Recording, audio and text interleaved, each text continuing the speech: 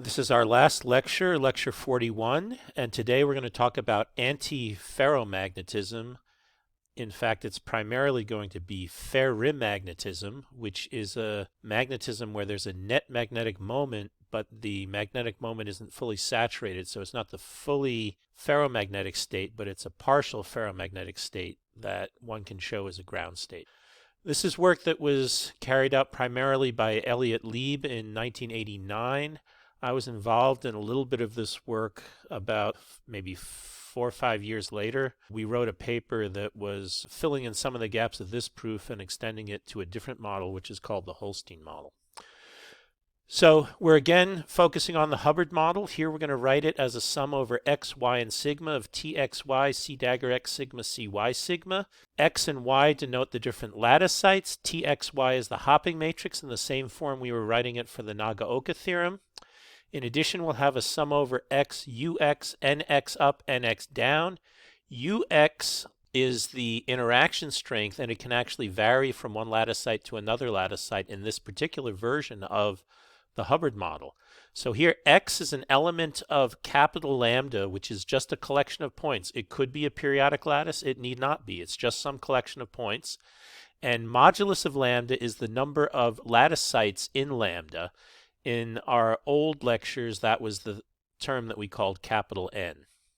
The one restriction that we do have is that the hopping matrix, Txy, must be a real symmetric matrix. And it also will need to be connected for part of the theorems that we're going to be talking about. That notion of connected is the same as the notion that we were using in the Nagaoka theorem lecture for the last lecture. What it means is there is a path of bonds, which means a set of sites x and y where txy is not equal to 0, and I can connect myself between any 2 points in lambda by a set of non-zero bonds that connect me from any x to any y in the lattice. I'll call it lattice capital lambda.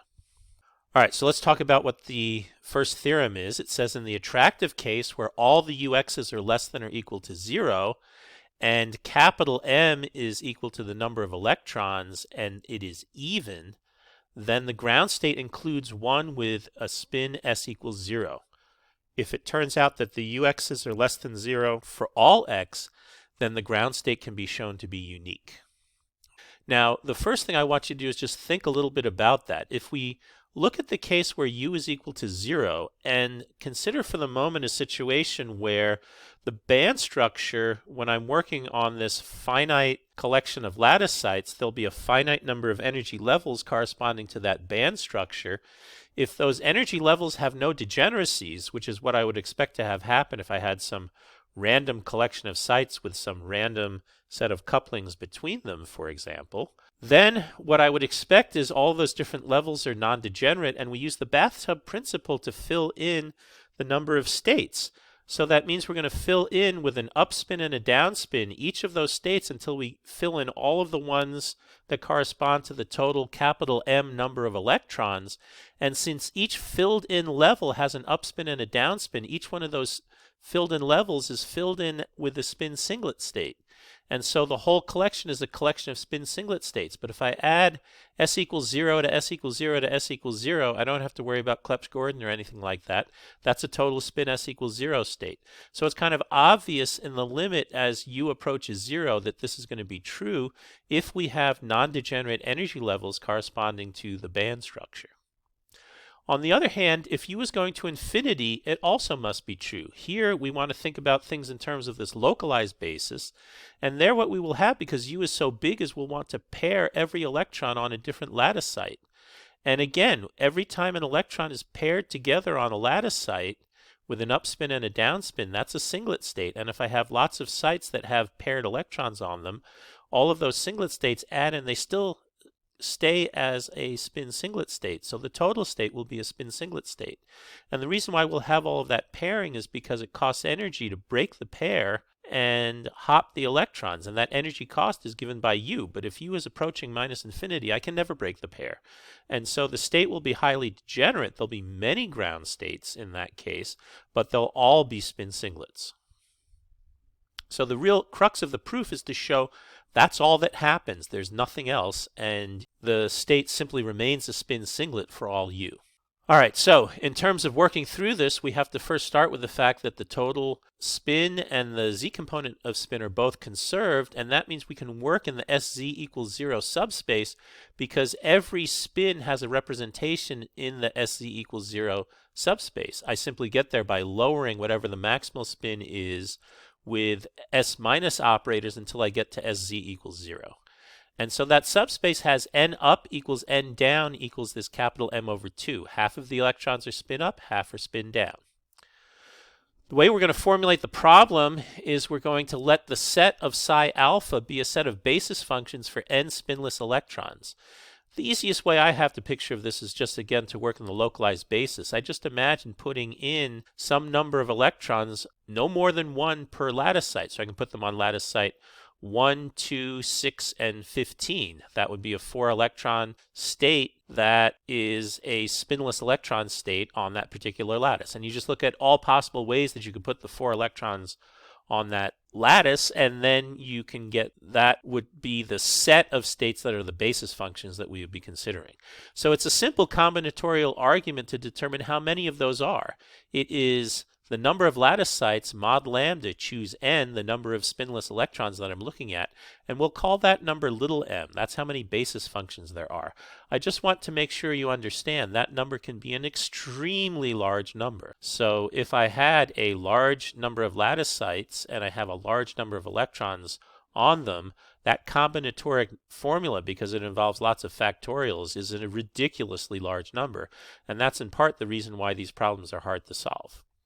The important thing is we're going to choose that these basis functions are all real. Now the ground state psi is simply written as a linear combination of all possible different combinations of those basis functions, where I take one basis function for the spin ups, which I'm going to call alpha, and one basis function for the spin downs, which I'll call beta, and I multiply them by some coefficient that I'm going to call W alpha beta, and then I simply sum over all alpha and beta. That's now a superposition of all possible many-body states that I can form out of those basis functions, and it corresponds to all of the possible states in the SC equals 0 sector. Note that we have not figured out exactly what the spin is of any of those states, and in fact we're not going to, except for the situation at the end where we're going to show that a certain number of these states are spin singlet states and that it's easy to show that.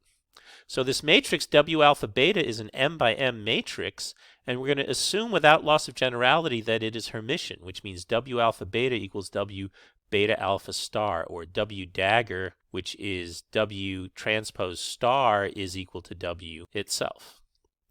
This result is not one that is so trivial, but it requires us to look at some different ways of formulating wave functions that we can show are effectively degenerate with one another, and that allows us to assume without loss of generality that this matrix is a Hermitian matrix. All right, first thing we want to do is calculate the overlap of this state with itself, because we're going to want to work with a normalized state. So I plug in the sum over alpha beta of the Hermitian conjugate of psi alpha up, psi beta down. I have to look at a W alpha beta star. I then have a sum over gamma and delta of W gamma delta, psi gamma up, tensor product with psi delta down. Now when I calculate the overlap of these tensor products, the psi alpha up and the psi gamma up are going to give me a delta alpha gamma, and similarly with the psi beta down and the psi delta down, that's going to give me a delta beta delta.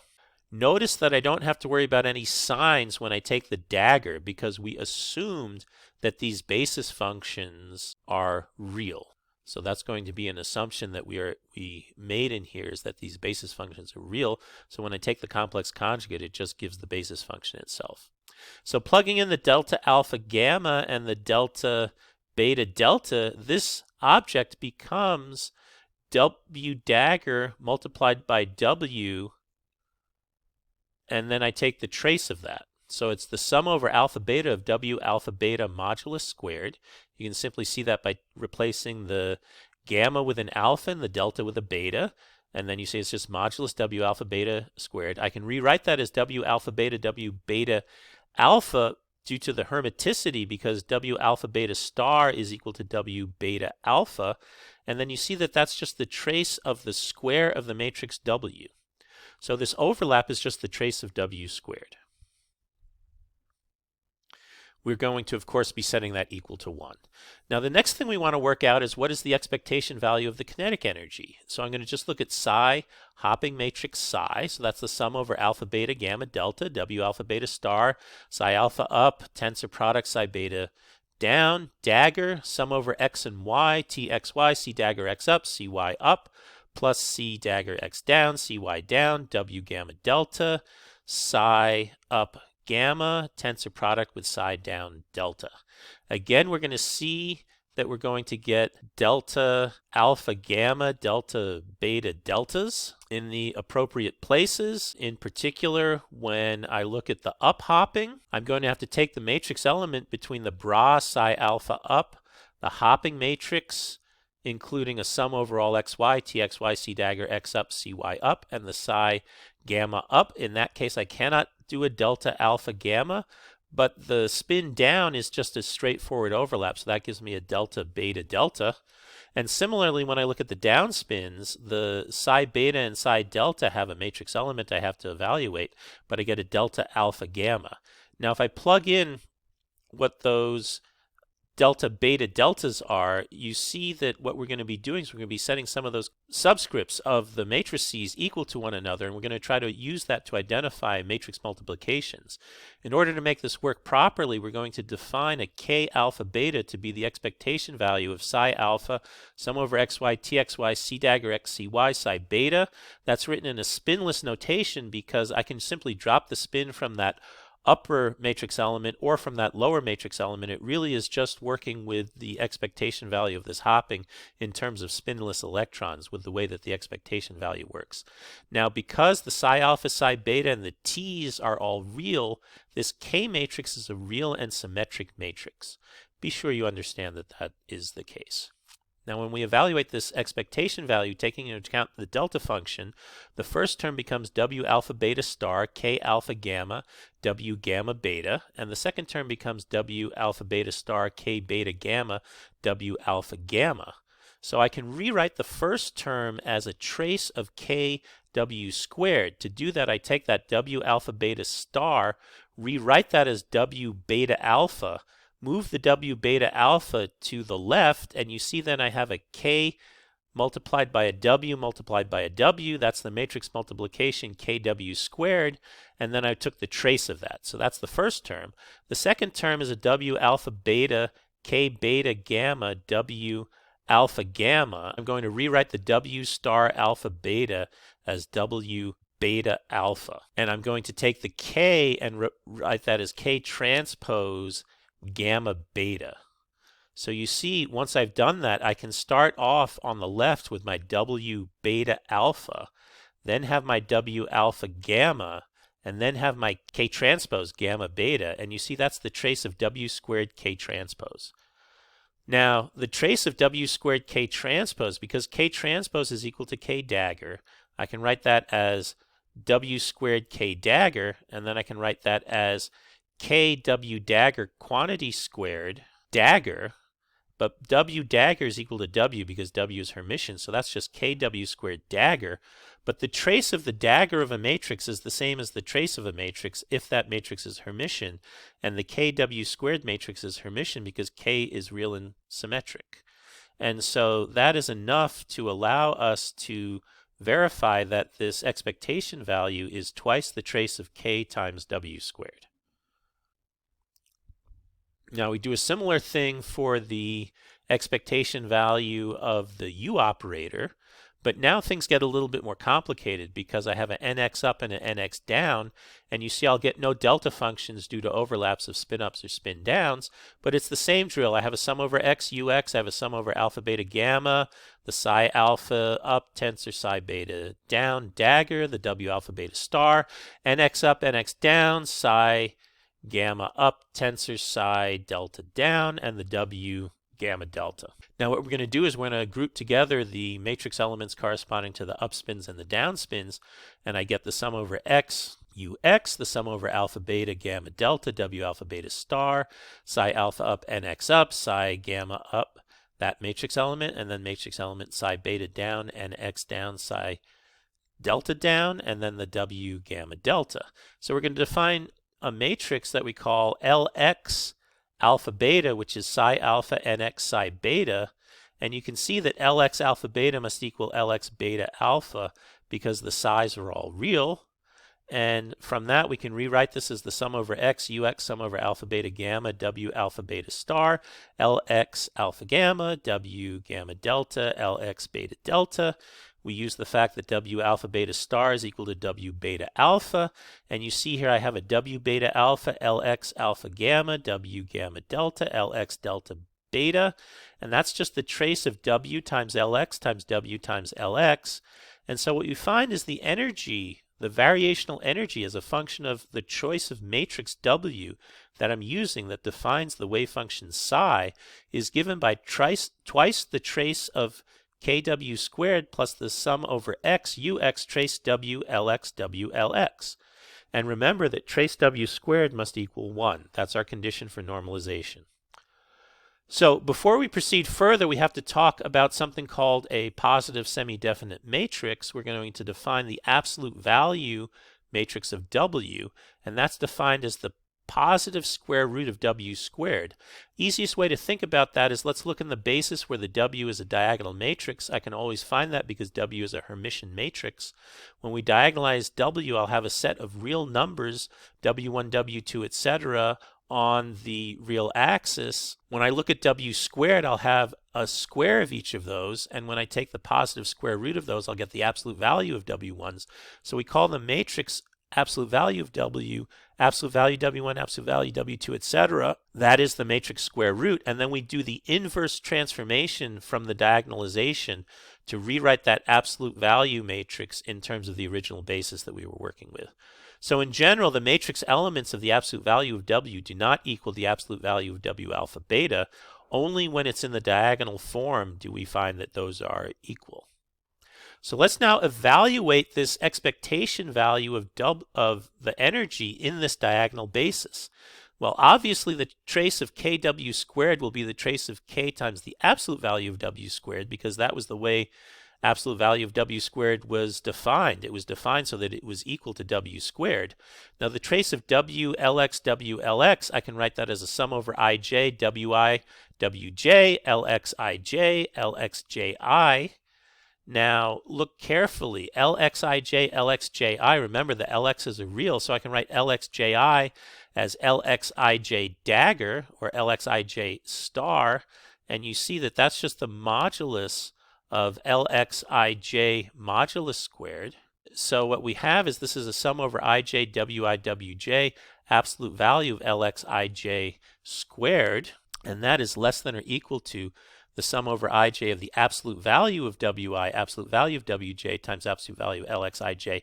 That's because on the right-hand side, every term is manifestly positive, whereas on the left-hand side, if there are sign changes in the Wi, Wj's, there could be minus signs there. And that means that the trace of WLX, WLX is less than or equal to the trace of absolute value of WLX, absolute value of WLX. Now, since the UX is always less than 0, that means that the expectation value of the energy for absolute value of W is always less than or equal to the expectation value of the energy for W. And what that tells us is among all ground states, there is one that satisfies W is equal to absolute value of W. Note that the normalization says the trace of W squared is the sum over I equals 1 out to whatever the large number is of states that I have. Wi squared, that must equal 1. So the trace of the absolute value of 1, which is the sum over I of the absolute values of those Wi's, that can't be 0. Because if it was 0, I couldn't get the sum of the Wi squareds to equal 1. So we're going to work in a position space basis for the psi alphas. So I can write the psi alphas as C dagger x1, C dagger x2, etc. Then the trace of the absolute value of W is the sum over alpha of the W alpha alpha, and that is not equal to 0. That means the vector, there's at least some alpha for which the vector psi alpha up cross psi alpha down is in the ground state expansion, and S is equal to 0 for that state. Now you have to use the fact that s squared was a good quantum number. So the ground state quantum number, I can separate out the ground state according to eigenstates of spin. And that means there's always a projection onto a state that has s equals 0. So the ground state must include a spin singlet ground state, simply from the fact that the ground state must include a state in which W is equal to the absolute value of W. Now, the next stage of the proof is a bit more involved than what we have done, and I'm not going to repeat it here because there's not enough time, but it proves that under some additional conditions, the ground state is unique. And it really requires in that case that the UX's are all less than 0. And if that's true, that all the UX's are less than 0, then the ground state is unique. And if I have a unique ground state and at least one of the ground states has s equals 0, that tells me the spin of the ground state is 0. For the second theorem, we're going to assume that the UX's are equal to U are all bigger than 0. This is the repulsive model. We're going to assume that they're independent of x. We're also going to assume that the number of lattice sites on my lattice is even and that the lattice is bipartite. Note that a bipartite lattice does not require that the lattice be periodic, but it does mean that I can separate it into two sublattices A and B, and the hopping is only non-zero when I go from A to B. Then we're going to look at the total number of lattice sites, which is absolute value of lambda. That is also equal to the number of electrons, and so we're looking at the half-filled band.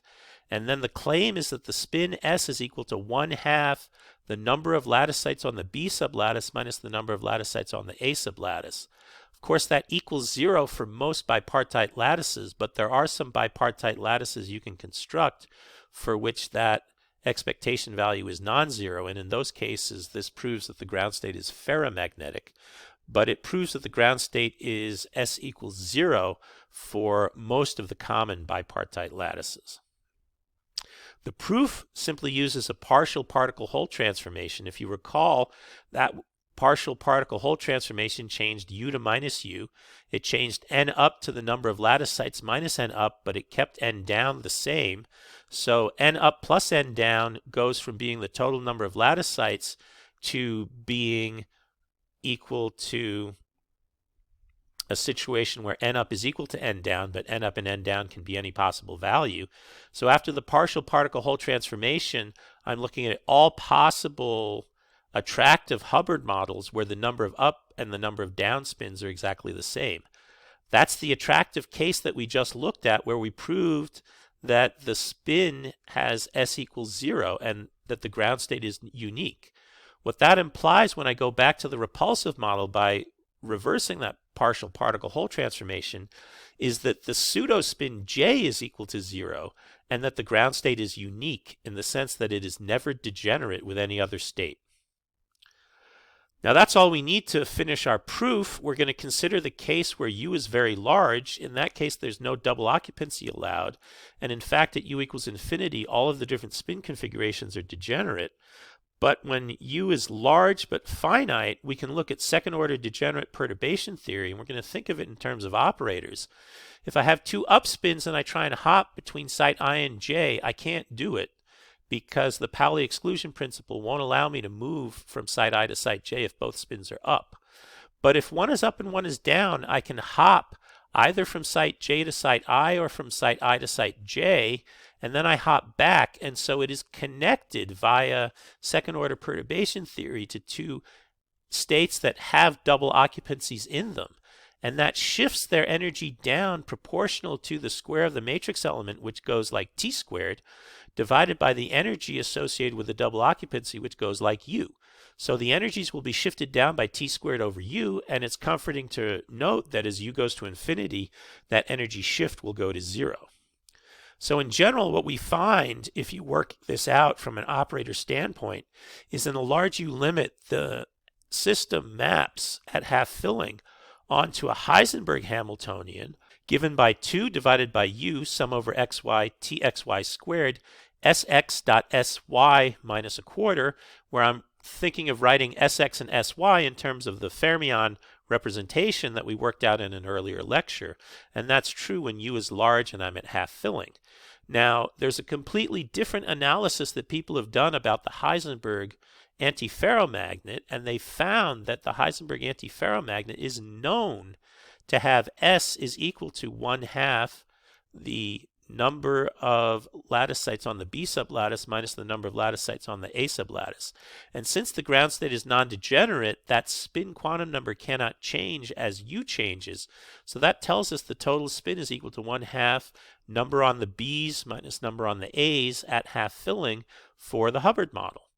And that's it. That's the end of the proof. Okay, I know this was a lot thrown at you, but that is all that we have to say in this lecture 41. It's really kind of cool that you can actually work on some completely rigorous results for some very general versions of the Hubbard model. There aren't many kinds of results like this that can be worked out, but it's pretty cool that some actually can.